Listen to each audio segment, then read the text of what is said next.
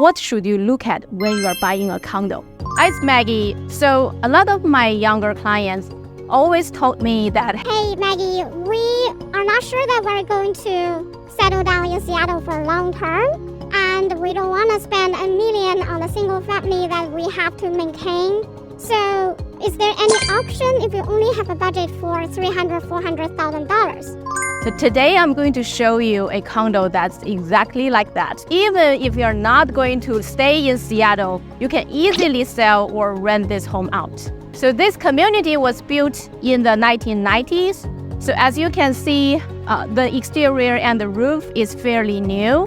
And the condo that we're going to show you today is actually a top floor condo. The third floor in this building, for that window, that is the condo. And it has 1 bed, 1 bath. It has its own washer and dryer, new paint, new carpet. The square footage is under 800 square feet. Let's go and check it out.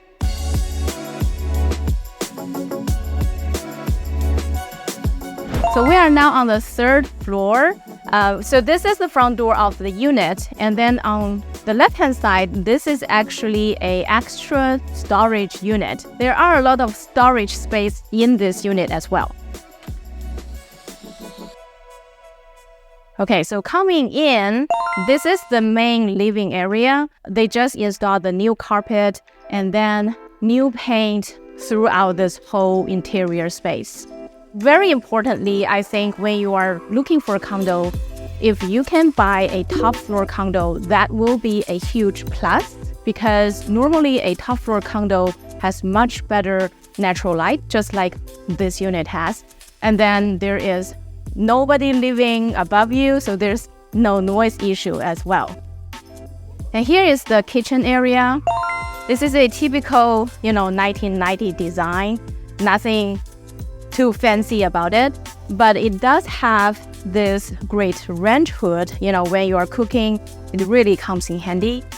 And then when you are looking this kind of range hood or a microwave in a condo unit, it's important to check whether it's connected to a vent that goes out of this unit. A lot of times when you see a microwave, it does have a fan, but then that fan actually just shoots off the air into the condo again. It doesn't go out. But because this is a top floor condo, you actually can connect it to the roof, and then all the air just goes out, which is really, really important. Let's check out the bedroom. So here is a great storage space for the condo as well. And then coming this way, this is the bedroom. It does have a big window here, and you can look at the whole community from this view. I think it's great. It does have a little bit road noise, so probably if you are sensitive to it, you need to keep the window shut.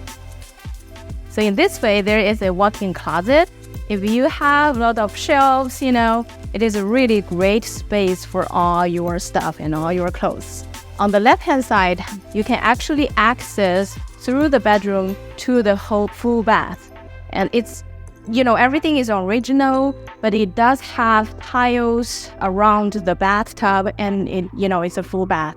And I think it's a good size as well. The last thing that we have to look at before we buy a condo is HOA documents. So normally we'll look for 3 things in all those HOA documents. First and the foremost is the HOA dues, right? For a condo like this on the east side, we want to keep the HOA dues under $500 per month. So for this unit, it's actually $463, which I think is okay. And secondly, we need to look at the rental restrictions. Normally, a community on the east side will have some kind of rental restrictions. Sometimes they will say, well, you cannot do Airbnb, which is very normal. But then sometimes they will also add a rental cap on top of it. So rental cap is like if there are 100 units in this community, and they might say, okay, you can only rent 5% of it at the same time. So if all those 10 units are rented out and you are the 11th unit, then you have to wait in the waiting list. So if you want to buy a condo and in the future rent it out, you probably shouldn't buy something that has a rental restriction And for this unit, it doesn't have any rental restriction, so that is checked. And lastly, we need to look at the reserve funds for the HOA. So every year, HOA has to hire a third party to evaluate whether the reserve funds is enough for the coming projects for the next 30 years. If there are any big projects and then there is not enough reserve funds in the HOA, you probably will expect a special assessment, which is on top of the HOA dues, you have to pay extra every month for a couple of years. As a buyer, nobody wants that, so it's very important to look through that report as well. So we just list this unit on the market. The price is $365,000.